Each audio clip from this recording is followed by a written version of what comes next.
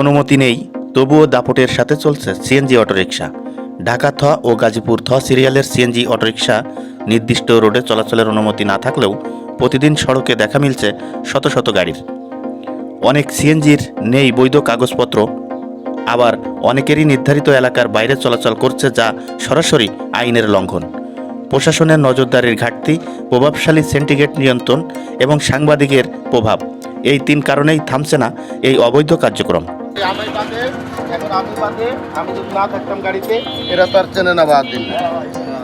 যাত্রীরা বলছে, বাসের জন্য দীর্ঘ অপেক্ষার চেয়ে দ্রুত গন্তব্য পৌঁছাতে বাধ্য হয়ে এসব সিএনজিতে উঠছেন তারা।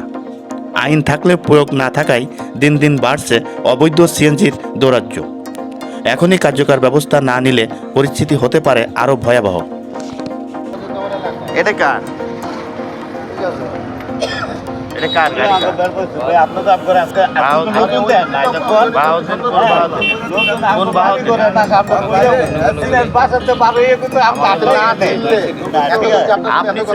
না না গাড়ি কি ওর না গাড়ি আপনার? গাড়ি ভাও দিলেন নিজের গাড়ি? আসসালামু আলাইকুম।